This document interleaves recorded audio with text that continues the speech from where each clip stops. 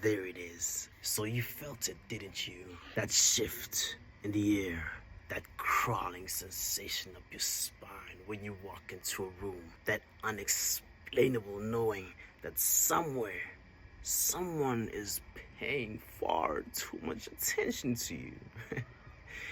They told you it was paranoia. They said you were overthinking. They laughed and called it anxiety. But deep in your gut, in that place where truth lives before knowledge can murder it, you knew, you absolutely knew they were watching. And now they know that you know.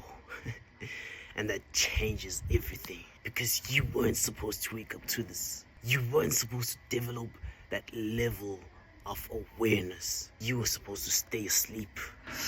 Comfortable, predictable, manageable. But something in you glitched. Something in your code rewrote itself without permission. And now you're walking around with eyes that see through walls, with ears that hear conversations that were never spoken aloud, with a nervous system so finely tuned it picks up the frequencies most people will live and die never knowing exists. Let me tell you what really happened. Let me paint you a picture. They've been studying you for longer than you think. Not without cameras, not without devices, though they exist too, but with energy, with attention, with focus so intense it leaves a mark on your soul like fingerprints on glass. Every room you entered, they felt you before you spoke.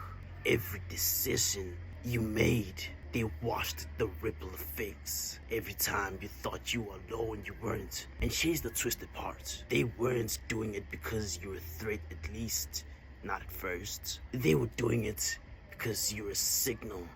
Because somewhere in your frequency, in the way you move through reality, you emit something that breaks their patterns, that disrupts their comfortable illusions, that reminds them of possibilities they spent their entire lives suppressing.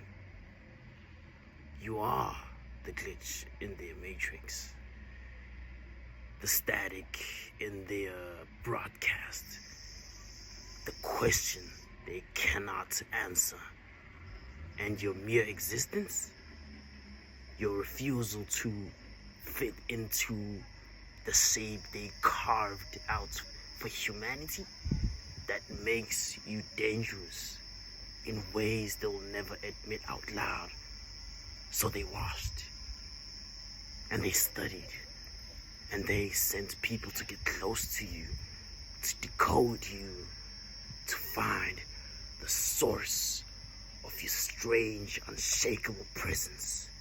But every person they sent back changed, came back quieter, came back whispering the same thing. Something about them is different. Something about them sees too much. You thought you were going crazy, didn't you? When conversations would stop the moment you walked in, when people's eyes would dart away too quickly, when you'd catch the micro expression of recognition mixed with fear on someone's face before they arranged it into a smile. You feel me? You questioned yourself 1,000 times.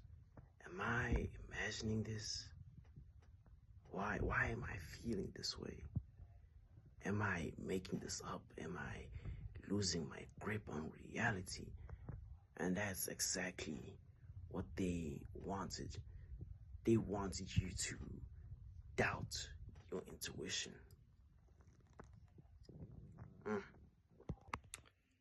To second guess your instincts, to pathologize your awareness, Because as an aware person is an ungovernable person, and an ungovernable people,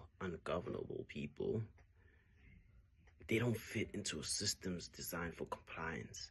But your intuition, that ancient alarm system built into your biology, wouldn't shut up.